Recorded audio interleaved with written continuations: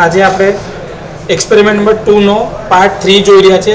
તો અહીંયા આગળ હવે હું આના માટે નવી એક ફાઇલ લઈ રહ્યો છું જેમાં આપણે KCL નું વેરિફિકેશન કરવાનું છે, કિર્ચોફ્સ કરંટ લો. એની અંદરમાં આપણે પેરેલલમાં રેઝિસ્ટન્સ લેવાના છે. તો સૌથી પહેલાં કમ્પોનન્ટમાં જઈને હું રેઝિસ્ટન્સ લઈ રહ્યો છું, રોટેટ કરી લઉં છું 1 2 અને આ 3. આ પેરેલલમાં મારા રેઝિસ્ટન્સીસ મેં લઈ લીધા છે. હવે એની અંદર જતા કરંટના મેજરમેન્ટ માટે મારે એમીટર લગાડવા પડશે. તો મેં પેરેલલમાં જતા 3 કરંટ મેજરમેન્ટ માટે સેમ પોલારિટીમાં એમીટર લગાડી રહ્યો છું.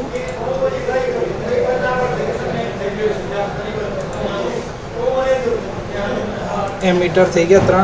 ઓકે, સપ્લાયનો સોર્સ એને આપવો પડશે એટલે હું એને એક વોલ્ટેજ સોર્સ આપી રહ્યો છું. આપણે DC વોલ્ટ પર જ હમણાં કામ કરવાના છે, તો હું એને DC સોર્સ આપી રહ્યો છું, પોઝિટિવ નેગેટિવ DC સપ્લાય સાથે. ઓકે, અને મારે હવે એના કનેક્શન માટે એક અર્થિંગ લેવું પડશે એટલે ગ્રાઉન્ડ ટર્મિનલ લઈ લીધો છે, ગ્રાઉન્ડ આપી દઈએ.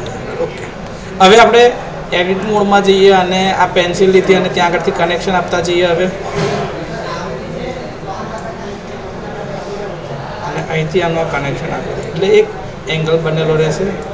અહીંથી પાછું બીજું એક કનેક્શન, અહીંથી આની સાથે પાછું એક એમીટર કનેક્ટેડ, ફરી એક ત્રીજું. હા, એમીટર મારું કનેક્ટ થઈ ગયું એટલે 3 એમીટર મારા આ રીતે કનેક્ટ થઈ ગયા. અહીંથી હું હવે 3 રેઝિસ્ટન્સને કનેક્ટ કરી રહ્યો છું.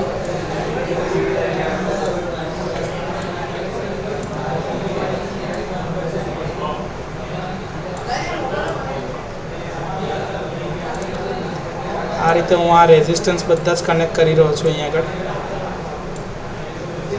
સપ્લાયના સોર્સને બી હવે હા, તો આ સર્કિટ તમારી એક પૂરી થઈ ગઈ. હવે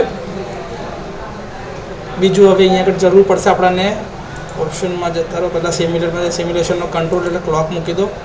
ક્લોકની અંદરમાં હું હંમેશા 0.08 લઈ રહ્યો છું અથવા તો 0.1 સેકન્ડ લઈ રહ્યા છે, એટલે થોડીક વધારે સાયકલ્સ તમને જોવા મળે. બસ એના માટે જ ખાલી આ લઈ રહ્યો છું. ઓકે, લાસ્ટ ટાઈમ બી તમને કીધું કે તમે ફ્રી રન મોડ લેશો તો ફ્રી રનની અંદરમાં કમ્પ્યુટરની અંદરમાં સિમ્યુલેશન લાંબા ટાઈમ સુધી ચાલ્યા જ કરશે. હવે રેઝિસ્ટન્સની વેલ્યુ જે તમારે લેવી છે, તો અહીં આગળ સૌથી પહેલાં સોર્સ VDC1 છે, 100 વોલ્ટનું એમ્પ્લિટ્યૂડ છે. તમારે બદલવો હોય તો ધારો કે મારે અહીંયા કરવા છે 220 વોલ્ટ DC, 220 V કેપિટલ કરી દીધું છે.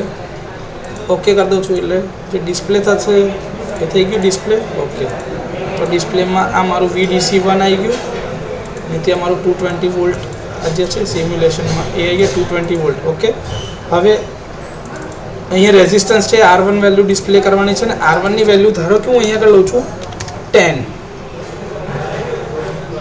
OHM, 10 ohms. બરાબર છે, અમારે 10 ohms અહીંયા આગળ ડિસ્પ્લે થઈ ગયા. R1 10 ohms. ડન. એવી જ રીતે અત્યારે હું બધા રેઝિસ્ટન્સની કિંમત એક સરખી લઈ રહ્યો છું પહેલાં ચેક કરવા માટે, જેથી કરીને બધે કરંટનું ડિસ્ટ્રીબ્યુશન યુનિફોર્મ થાય. 10 ohm અહીંયા આગળ બીજા રેઝિસ્ટન્સ માટે, અને ત્રીજા માટે બી અત્યારે એ જ કરી રહ્યો છું કે ભાઈ અહીંયા આગળ આ મારો 10 ohms રેઝિસ્ટન્સ. ઓકે, તો આ રીતે મેં અત્યારે મારા R1 R2 ને R3 રેઝિસ્ટન્સ લીધા અને બધાની અંદરમાં એક સરખો જ કરંટ જઈ રહ્યો છે. હવે હું સિમ્યુલેશન રન કરું છું. I1 I2 અને I3, જો કે હજી સપ્લાયના વોલ્ટેજ મેજરમેન્ટ થઈ શકે એના માટે મેં એની સાથે ત્યાં વોલ્ટ મીટર લગાડ્યું નથી. તો એક વોલ્ટ મીટર લગાડી દઈએ એટલે સપ્લાયના વોલ્ટેજ બી મેજરમેન્ટ થાય આપણાથી. વોલ્ટ મીટર લગાડી દઈએ જેથી કરીને સપ્લાય વોલ્ટેજ મેજરમેન્ટ થઈ શકે. વોલ્ટ મીટરને કનેક્ટ કરી દઈએ અહીંયા આગળથી આની અક્રોસમાં, જેથી આ સોર્સના વોલ્ટેજ માપી શકે. તમને આ 3 રેઝિસ્ટન્સની અક્રોસમાં બી વોલ્ટેજ ડ્રોપ માપવો હોય તો તમે વોલ્ટેજ ડ્રોપ ત્યાં બી માપી શકશો. તો જો જોઈતું હોય, ધારો કે કરવું છે સર કે જોવું છે સર અમને કેવી રીતે થાય છે હમણાં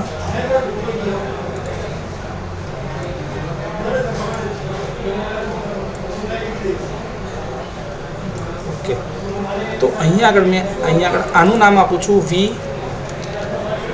સોર્સ, એટલે મારા સોર્સના વોલ્ટેજ અહીંયા આગળ મેજરમેન્ટ થતા હશે આ પ્રોબથી. મેં આ મારા V સોર્સ કરી દીધા અને વાંધો આ મારા સોર્સના વોલ્ટેજ અહીંયા આગળ મેજરમેન્ટ થશે. સોર્સના વોલ્ટેજ મેજર થશે અને અહીંયા આગળ મેં આપી દીધા વી આર બરાબર કેપિટલ R 3 ડ્રોપ, એટલે કે વી રેઝિસ્ટન્સ 3ની અક્રોસનો વોલ્ટેજ ડ્રોપ જે મારો મેજર કરવાનો છે એ આવશે. અહીંથી રન કરો સિમ્યુલેશન, રન થશે I1 I2 ને I3 ત્રણે કરંટ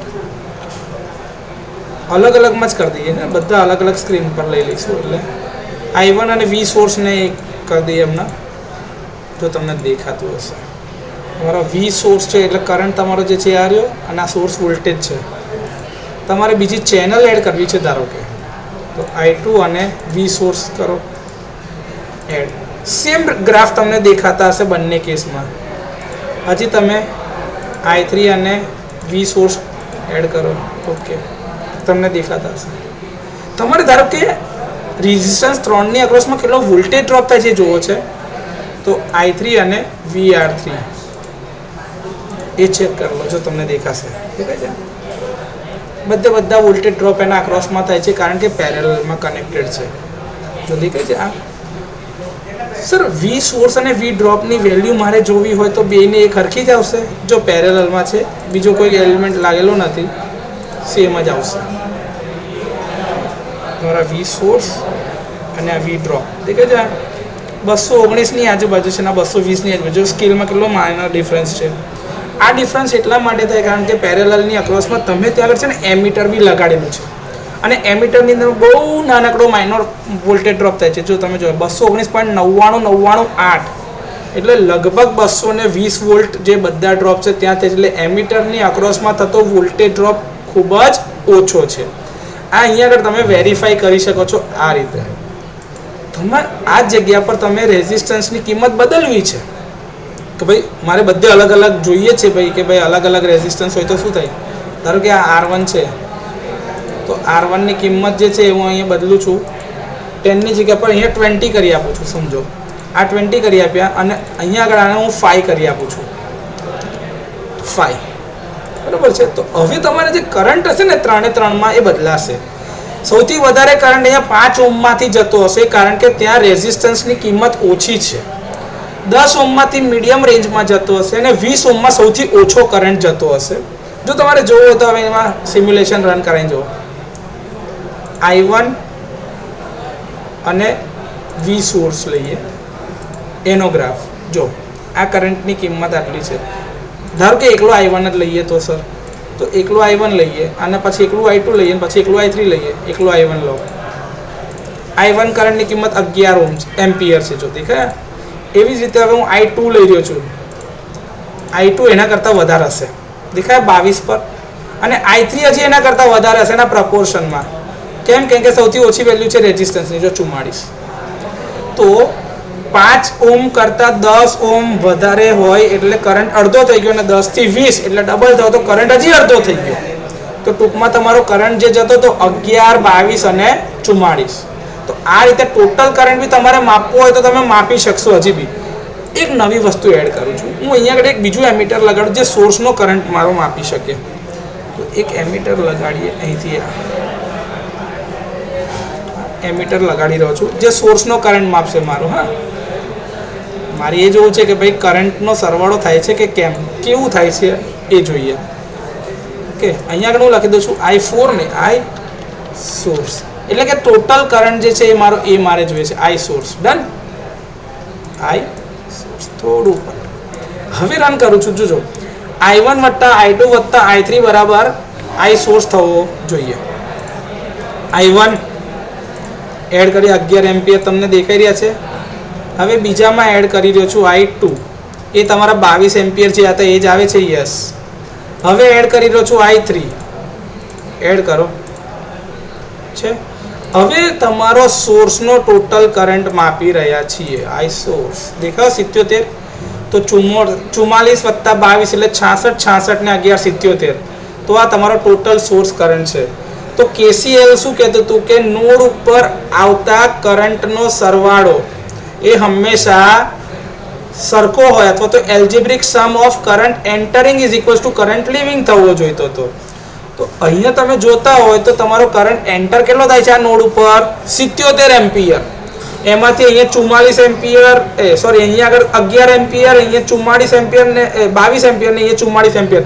ટોટલ આ નોડ પરથી જે કરંટ જતો હતો તો એક એન્ટર થયો અને 3 બહાર જતા હતા. એ 3 એ 3 નો સરવાળો બરાબર આ સોર્સના કરંટના સરવાળા બરાબર થાય છે. તો આ રીતે તમે કહી શકો કે નોડ ઉપર એટલે કે જંક્શન ઉપર મળતા કરંટનો એલ્જેબ્રિક સમ 0 છે. ક્લિયર? તો આ રીતે KCL તમારે વેરીફાઈ કરવો હોય તો તમે કરી શકો છો. હજી તમે રેઝિસ્ટન્સની કિંમત બદલીને તમારી રીતે અલગ અલગ રેઝિસ્ટન્સ લગાડીને તમે આ જ સ્ટેટમેન્ટ KCL નું તમે વેરીફાઈ કરી શકશો. તો આ તમારી ત્રીજી એક્સરસાઇઝ છે DC સપ્લાય સાથેની. કોઈને અહીંયા આગળ DC ની જગ્યા પર AC સોર્સ સાથે બી કરવું હોય તો હું અહીંયા AC સોર્સ બી તમને લઈને બતાવી દઉં. આ તમે AC સોર્સ લીધો, એસ્કેપ મારો અને અહીંયા આગળ V1 અને 230 વોલ્ટ અને 50 હર્ટ્ઝની ફ્રીક્વન્સી રાખું છું. ઓકે, હવે રન કરાવો તો આ AC ઉપર ચાલશે. I1 એડ કરો. I1 નો કરંટ તમારો ઓલ્ટરનેટિંગ આવી ગયો. I2 નો કરંટનું તમારું ઓલ્ટરનેટિંગ. I3 કરંટ જે છે એનું ઓલ્ટરનેટિંગ. Okay, done. હવે આ સેમ ફેઝની અંદરમાં તમારો I સોર્સ જે છે એનું મેગ્નિટ્યુડ જો આ લગભગ તમારો કરંટ અહીંયા 73 ની આજુબાજુ. ધારો કે તમે અહીંયા આગળ બધા એક સાથે લઈશું ને તો તમને દેખાશે. તો ઉપર બધા પ્લોટ એક જ ગ્રાફમાં લઈ લઈએ. તમને જે મારે બતાવવું છે એ AC ની અંદરમાં છે એટલા માટે. ઓકે, હા, ધારો કે હું આ ઇન્સ્ટન્ટ એક લઈ રહ્યો છું. ભાઈ આ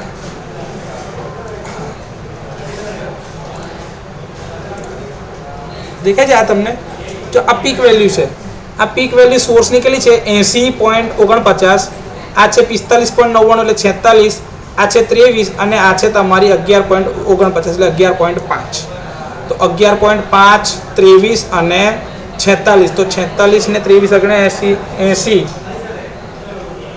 ઓકે, આ તમારો જવાબ લગભગ મેચ કેટલો થયો છે 11.49, 22.99 એટલે 23 ને 11 એટલે 34.99, 34.49 અને 80.49. હા છે, એટલે 34.49 ને પછી 46 ને 34 એટલે આ તમારો વેરીફાઈ થઈ ગયો જવાબ. જોઈ લો તમે અહીંયા આગળ આજે કહેતા હોય આ 11.49, આ તમારું 23 અને આ તમારું 46.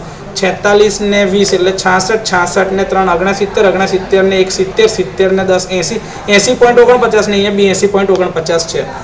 તો જે તમે KCL DC સપ્લાય સાથે વેરીફાઈ કર્યો એ જ તમે KCL AC સપ્લાય સાથે બી વેરીફાઈ કરી શકો છો. તમારે જે બી વેવફોર્મ જોવા હશે એ રીતે તમે અહીંયા આગળ જોઈ શકશો. તો આ AC અને DC બંને પ્રકારના સપ્લાય સોર્સ સાથે તમે વેરીફાઈ કરી લીધું. તમારે આ ડિસ્પ્લે કરાવી હોય વેલ્યુ તો તમે આગળ HZ કરાવી શકશો ડિસ્પ્લે. તો અમે ડિસ્પ્લે કર્યું તો ડિસ્પ્લે થઈ ગઈ તમારી કિંમત બધી છે. આ રીતે KCL જે છે તમારું એ બી તમે વેરીફાઈ કરી લીધો છે with AC and DC supply both. તો આ સાથે તમારું પ્રેક્ટિકલ નંબર 2 પૂરું થઈ ગયું છે.